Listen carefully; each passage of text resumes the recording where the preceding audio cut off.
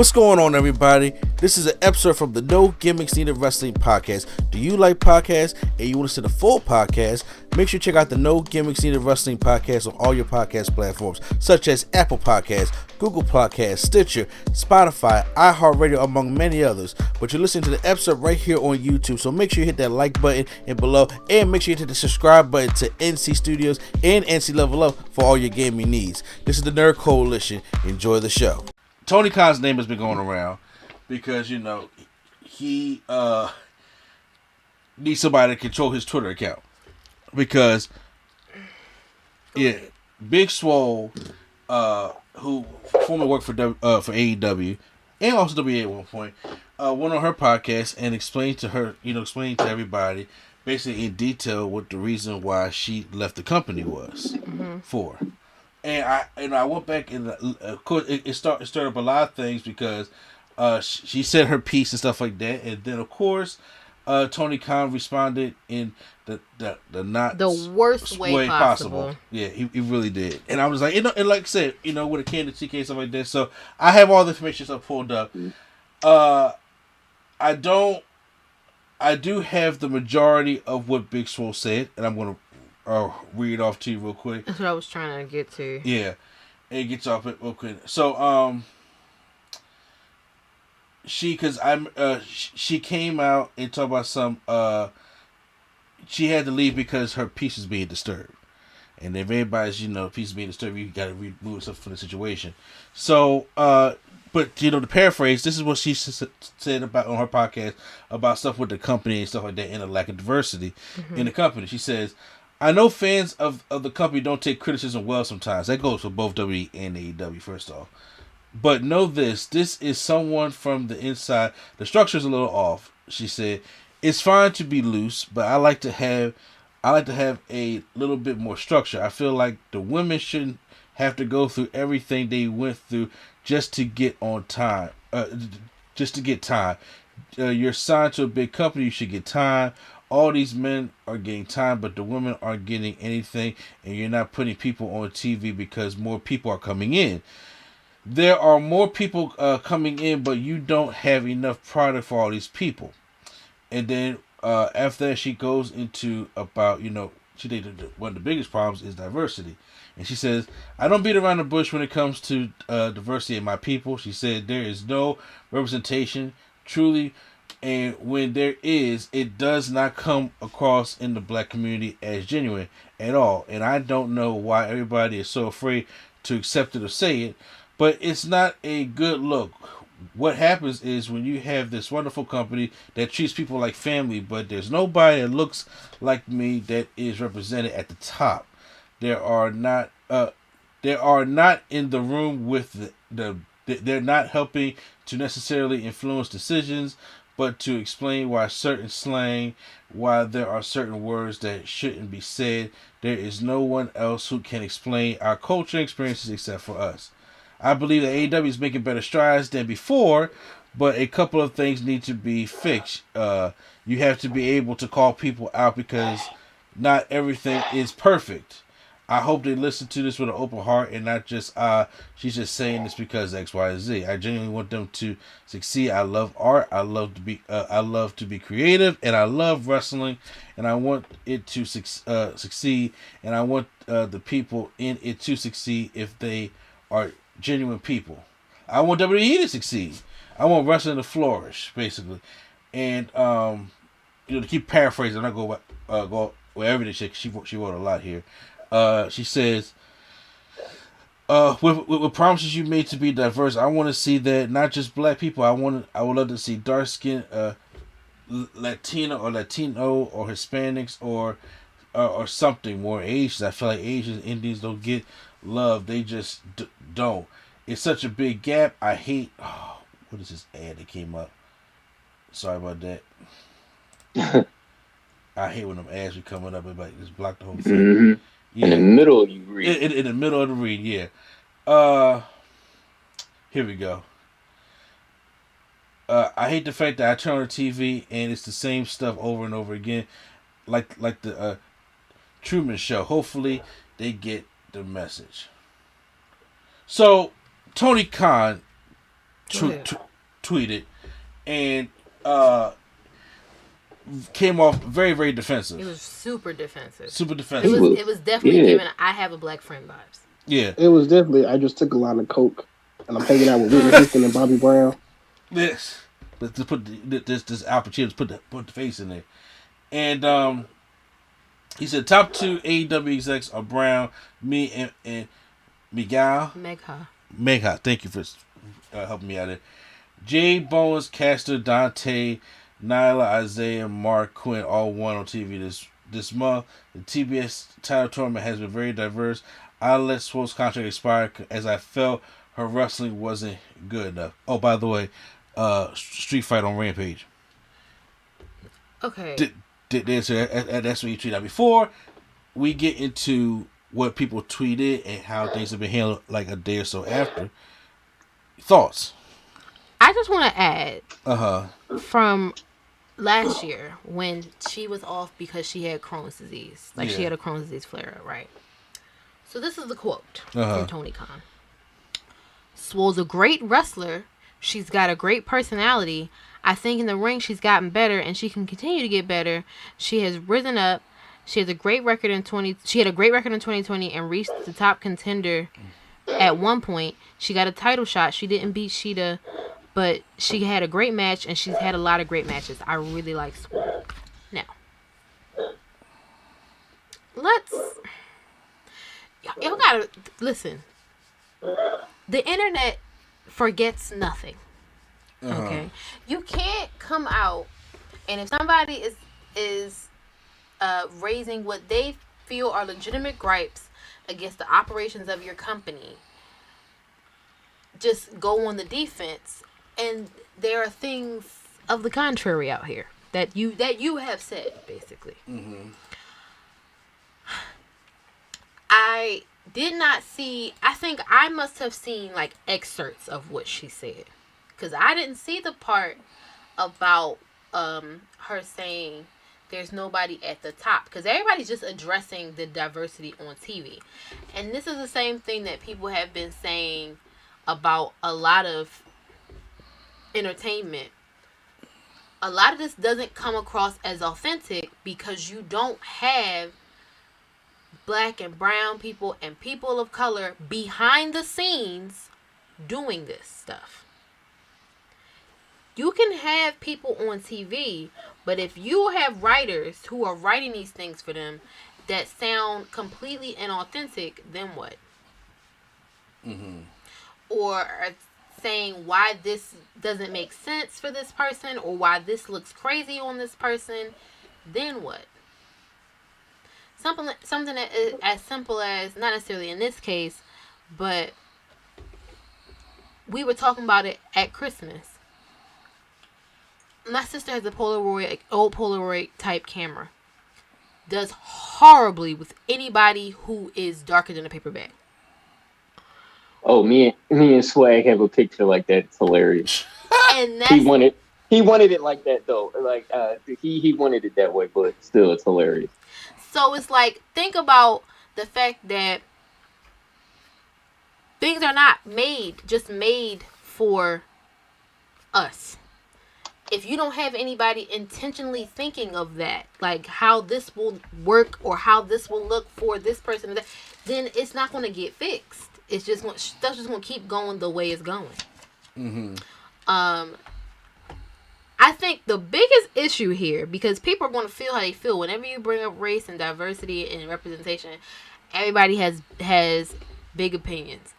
The biggest problem here is Tony Khan. Let's keep it a bean, because if anything, you should have not said nothing. Yes, it's probably a damned if you do, damned if you don't type of thing, where if he hadn't said a word, then people would have been like, oh, see, they don't care. Yes, but someone could have crafted a statement for him. Or, said he could have at least, even because we get dismissive things all the time from big corporations where it's just like, oh, well, we hear this, and, we'll take this into consideration. Even if you know damn well you're not going to think about this past this tweet. But that was not it. That's just my personal opinion. Y'all can go ahead. I just How about you, Q-Flow? All I'm gonna say is Tony Khan is getting off easy. If this was Vincent Kennedy McMahon, oh Twitter my would have god. broke. Twitter would have broke. However, though, I agree with y'all. Like that tweet definitely screamed. But I got black friends. I'm not racist. Like, and I'm not calling the man racist, but it's like, bro, nobody like the 434 did they got a whole thread of every TNT champion, every heavyweight champion, like, and ain't no black person. It is what it is. Like, bro, you you know you ain't paying attention to your show as much as you should. Like, um, so yeah, I really have nothing else. I just don't like how he responded, especially because again, if Vince had responded that way to like Bianca or Naomi or somebody, it would have went super left. So just like the lack, I don't know. I just feel like he's getting off easy. Uh, he's still wrong, but it is what it is. How about you, I Prime? would say he is wrong, yes, but it's like that's why everybody's making jokes. Like he must have just took a line of coke or something because he's usually not that. He's usually outspoken, but not that outspoken when it comes to stuff like this. But anyways, everybody's like, oh, they don't really have that many black champions and all that. But it's like they don't really have none. They don't have any superstars at the moment, and they've been building them up, but they don't have any made people already. So it's kind of a harder hill for them to climb. And people are like, why don't you like? Okay, I'll be honest. The only person that they missed the ball with was Scorpio Sky. He could have been world champ, TNT champ, or whatever. They missed the ball with him. Everybody else is still kind of younger, developing, and it's like I don't know.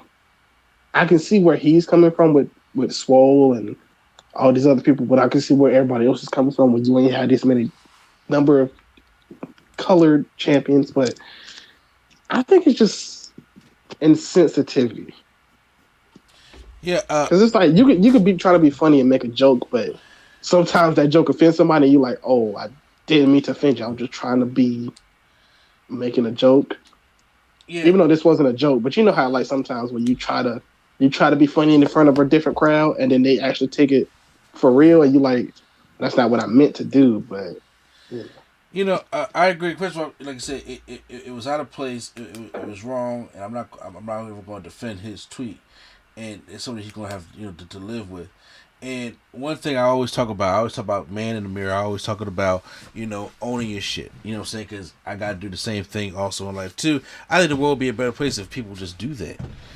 And that right there is a very defensive answer because, like you said before, Tony Khan's not known for doing this kind of stuff like that, and he is reactionary. This ain't the only time Tony Khan has been reactionary to something that people say, because he does one thing Tony Khan does not like to be. He wants to be the person that's not Vince McMahon. Yeah, he wants to be liked. He wants everybody to be the homie. Yeah, well, when he is being compared to Vince or compared to a lot of other people that he feels as though that I don't deserve this kind of criticism, he will jump on it, will dive in with both feet before he even. Like, you got to just take a step back and let's see what's going on. Because right now, what this ended up doing was it took all the attention from them 4 women that went out there and had that awesome death match, that it took away all that attention because everybody was focused on what the dumb shit was. It then took away all the attention from the point that she was trying to bring up, because of when people being defensive, they're usually blind by it. Mm-hmm. You're usually missing the point when somebody's trying to do that. So it's like a mouse in your house. It's never just one. If somebody in your company feels that way, 9 times out of 10, there's somebody else that feels the same exact way. And if that's the way they feel to come, that's when you can sit there and probably talk to them. So, your boy Leo Rush comes out and just says apologize. And here's the thing. Leo Rush loves stirring up shit, bro. He do. And Leo Rush, sometimes he got to be careful also. But Tony Khan... Man. He young. What'd you say? I said he young. We got to remember that. He is young. But he did come out and make a more thorough statement. He did. I'm about to read the statement that Leo Rush did pull. Good for him, man. He said, I want this to be clear. I do not consider this to be a diversity issue, and I at no point have thought or said that AEW or Tony is racist. We can all clearly see that wrestling as a whole and the AEW roster is, diverse. The issue at hand was racial insensitivity issue. Having spoken to Tony and thank you. We have discussed the endeavors to further understand the struggles of the black community. I am grateful to be able to understand more about Tony and his ladies' own ethnic backgrounds and glad they are actively seeking input from an African American perspective. I am proud to work for a boss in a company that try to make sense to try to make these strides in social equality. I look forward to working with Tony and keep making steps towards positive change. I pray that 2022 is a year of positive change in all aspects. Happy New Year. God bless. #be the change.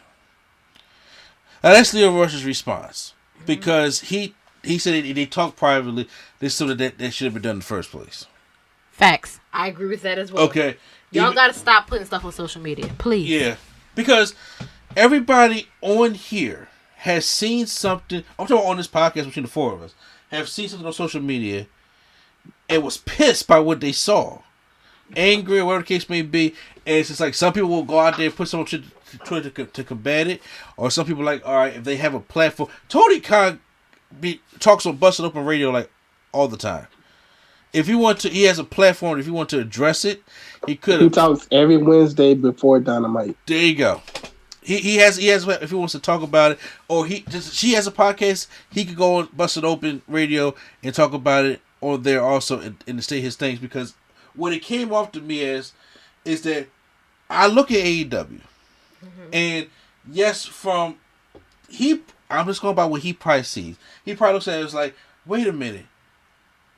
I am more, I'm saying, I'm trying to be, more diverse. He does have a diverse roster. He does bring in talent from New Japan to come over and have these matches with Bryan Danielson and stuff like that and be on TV. W does not do that. He does have, like I said, Prime was right. They dropped the ball with Scorpio Sky. But when it comes to showcasing more of the black talent, like Dante Martin took off. As soon as he had his first match without his brother, he took off and they put him in the ranks. I see what it also is a wrestling thing. Like I get it. We want to see, and I as a black man, I get it. You want to see your people at the top. But I also don't want to see them put the AEW championship on Powerhouse Hobbs, knowing from a wrestling standpoint that Powerhouse Hobbs not ready yet. I definitely don't want to see them do what they did with Cody Rhodes and Lee Johnson. Yeah, that was I don't stupid. Want to see that. Okay, so for those who don't understand, like since you and Q don't watch AEW, this is what I don't want, because they wanted at Black History Month. They want to, God. you know what I'm saying? It's like y'all have to stop doing this. They want to showcase more black talent. So they brought up, and who is going to do this, people says. Here comes Cody. So, you mean the 1/8 Cuban? Yeah. Because that was another thing that somebody said. Somebody really pulled that shit out of their ass. I don't like to stop it. So, they decided to have this match between Cody and Lee Johnson. Let me ask y'all a question. Who's Lee Johnson? I only know what it looks like because I just looked at the roster. If you asked me before 2 hours ago, I wouldn't have known. It's like, hey, Q Flow, who's Lee Johnson? I have no clue. Exactly.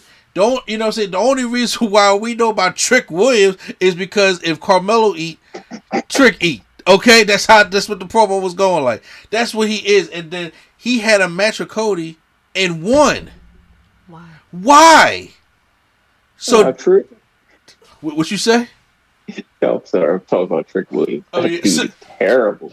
And it's just at like the time when he won, he was like 0-32. He was 0-29. That's his record. So how do y'all do that? But that's all I'm saying. That's what he had, and then it was like he got a big win over y'all not pushing, and now he's part of the Nightmare family.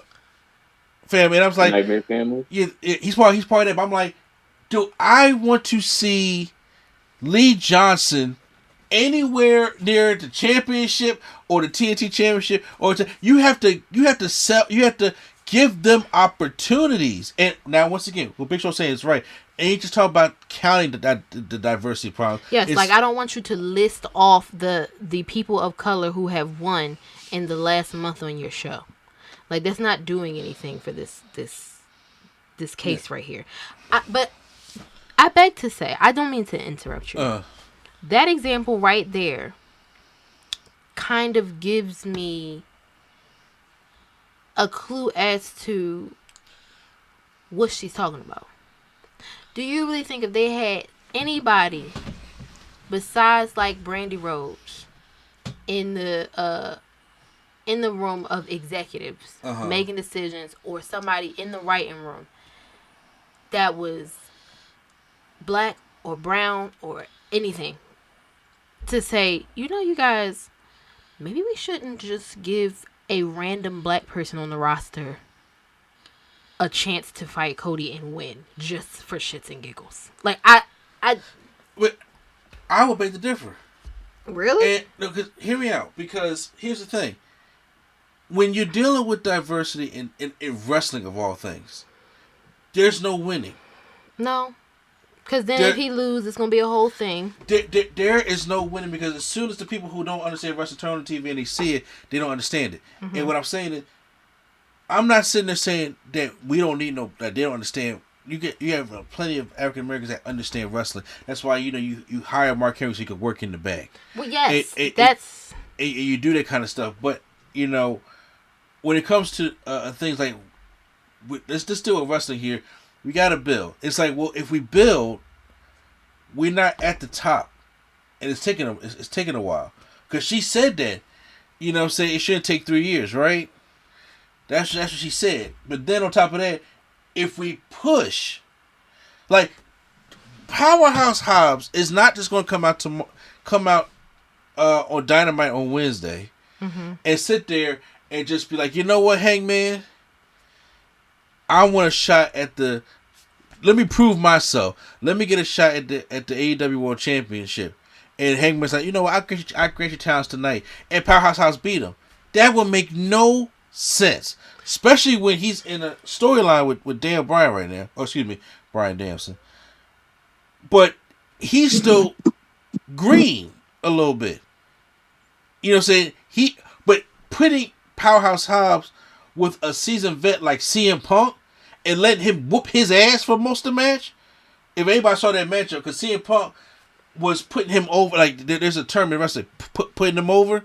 We're not that naive to I'm about to say, we ain't that green. Come on. She said, I'm saying, but he was putting him over the whole matchup, and that he barely won. And then on the microphone, put him over about that was one of the biggest challenges I had to deal with in my life, because he's going to be something. Now, but I'm saying, gather to say that I know people had to be built up. Yeah. But I think the argument is, if you are doing this on a regular basis, if minority competitors are treated in the same, it's about equity, not equality. Because everybody always says equality. It's not equality. You want to be on the same footing. You don't necessarily have to be in the same thing. So, you ever seen that thing where it's like there's 3 boxes, and then there's a adult, a teenager, and a child, and it's just like, okay, so if you have equality, all of us have one box. We all still can't see though. But if it's equity, the adult gets no box. He doesn't need one. The teenager gets one because he can see now, and the child gets two, kind of thing. If you do this all the time, we don't have to make it, okay, well, it's February, so let's push some black talent. It's March, so let's push some women talent. It's the end of September going in October, let's push the Hispanic talent. You don't have to do that. Mm-hmm. That's the point. Because they do the same thing. You know they do the same thing in WWE.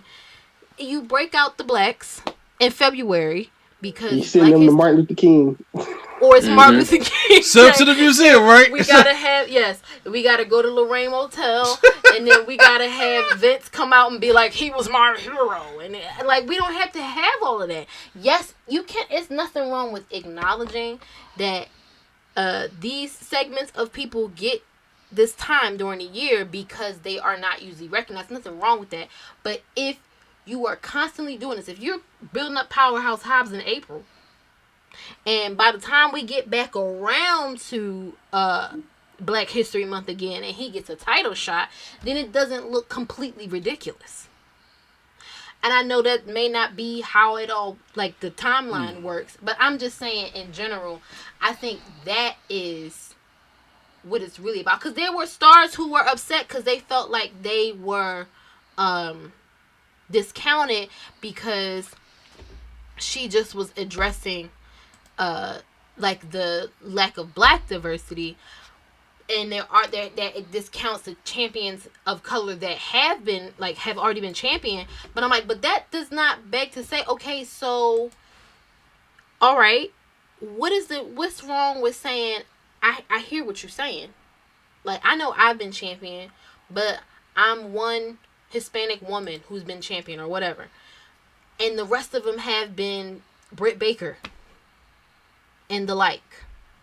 You know, and again, AEW is still in its infancy. Well, I think all of their AEW has a weird diversity. They have like sexuality diversity and gender diversity, but like, because like, you know, black Twitter, the only thing they be focused on is obviously the color. Yeah, I mean, it's just.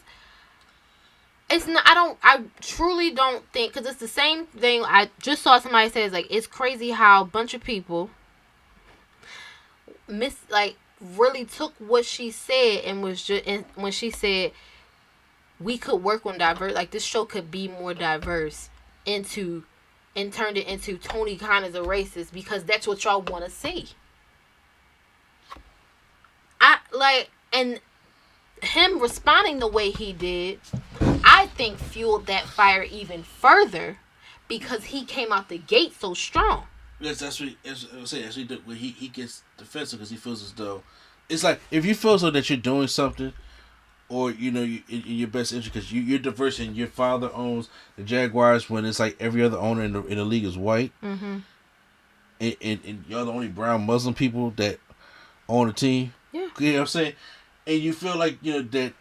In your way that you're trying to make strides of different people, you're trying to showcase different people because it's like now black, you know, if you look over at WWE, they putting all that, like now they showcase all these lower black talent on NXT 2.0. Like there's a lot.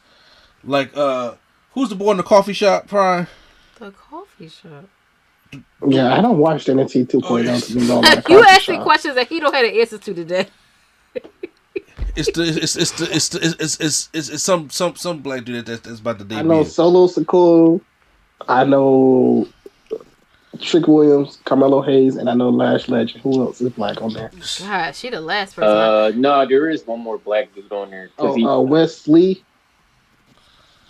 No, they got plenty of. They got plenty of names as they're building them up. I really be rooting for my sisters, but Lash Legend pissed me off. I agree, but so. And there's a thing like we have, you know, made different strides, but for those like when you turn on AEW, it's like you say, well, damn, you know, I don't see, you know, I see Jade Cargill, I see Nyla Rose, as far as representation of marginalized communities. But it's not like, it's not like I'm watching an HBCU. Like, I'm just saying. I will say also, there's a lot of talent that has gotten released that were in other companies that they can now sign. Mm-hmm. So, like... But you don't want to bloat the roster any further, though, like, just for the sake of doing it.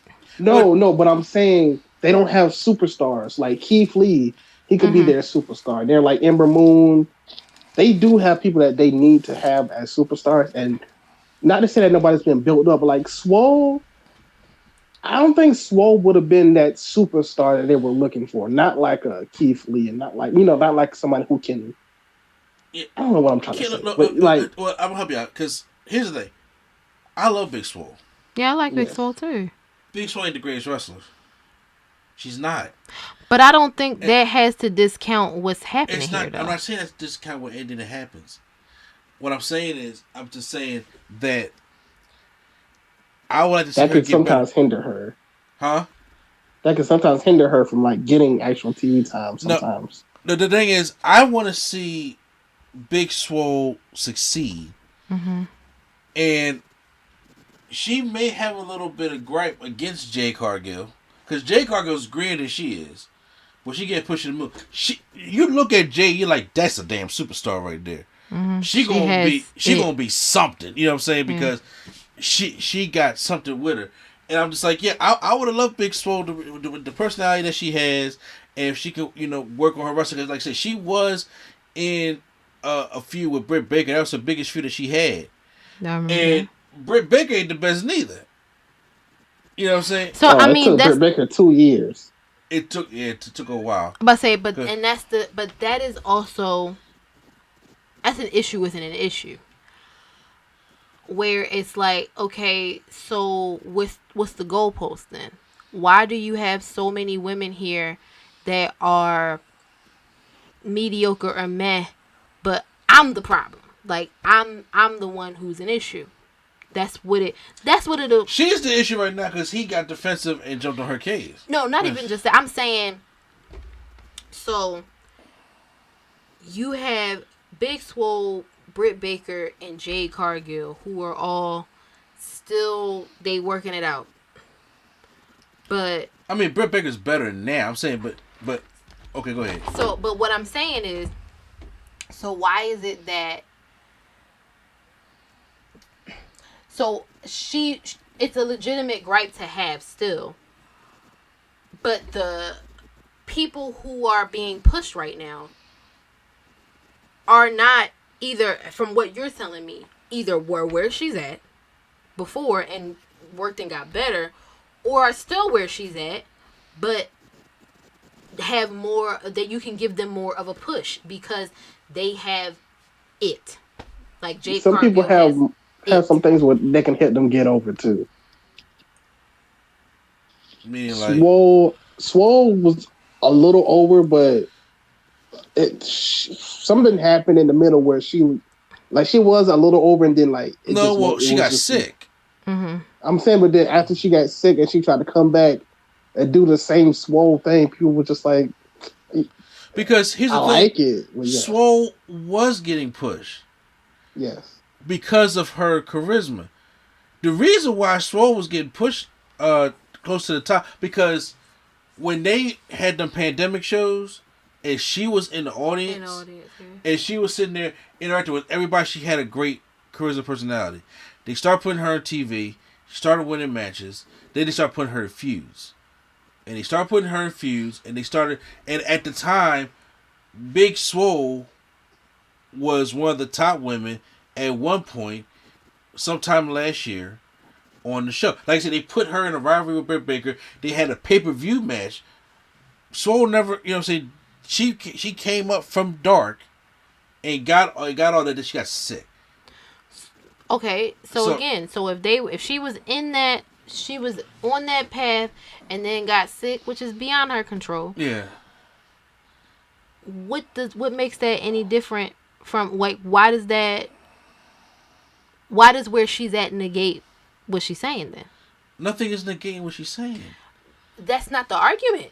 There are plenty of people. Oh, well, she just mad because she can't wrestle, and he said it himself. She's not there. He is defensive. He's defensive. I think she did. Her getting sick did hinder her because she did get skipped by a lot of people, and it was kind of like probably after she got skipped, she probably was feeling the type of way of like I can reclaim my spot, and maybe that just wasn't. First of all, the way they handle the women in the company period is not good. Mm-hmm. Yeah. Because me probably talking about it after they have a rivalry, and whoever loses set rivalry, they go right back to dark. Hikaru Shida was the champion for how much was it? almost a year, like 400 days. Yeah, she lost. I ain't seen Hikaru Shida for 6 months, and the next thing you know, then she came out with a casino battle. I was like, yo, she returned. He was like, no, she been here. She's been on dark. And I'm like, yeah, they have that problem too, where it's like that's a big problem they have with the women's division. Yeah, but if you don't watch dark or nothing, you'll be like, oh, they haven't been on TV, but they, you know. And that's an age-old issue wherever there are women. For the longest time, whether it be wrestling, it be corporate America, it be rapping, anything that is a male-dominated industry, it's only room for one. Especially women of color. There's only room for one of you. Don't you dare try to bring your black ass up here while it's another black up here. Like, it's just and it's not just, I'm not saying that just for us. That happens all the time. And a lot of times people be like, that's not true. Are you a woman? Have you dealt with that personally? That happens all the time. And what will happen is people will perpetuate that, not even realizing they are. And it's like, okay, so only one woman can be the focal point right now. Like, really. And then when you say something about it, you know, oh, you bitter, or you being bitchy, or whatever. When, like, there's clear evidence here that this happens all the time. That right there, there's no reason in the world your former women's champion should disappear for months and they're not injured and be on your untelevised show.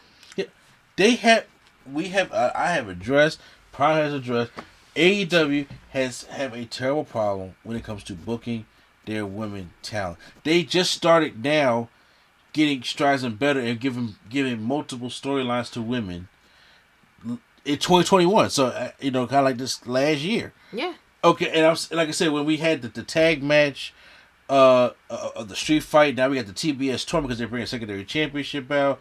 So they're trying to make strides to it, but it just started getting there. You know what I'm saying? Because like I said before, it was not good. Mm-hmm. You know, so I get. Like I said, I don't. Let this be clear, and people, everybody got to check themselves, including myself.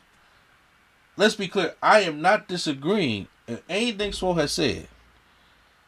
Everybody wants to be right. Mm-hmm.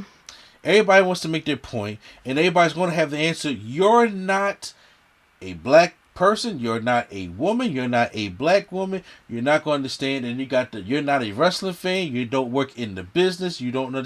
It's going to be all those different kind of answers. Mm-hmm. But everybody got to be able to sit back and try to hear what everybody's trying to say.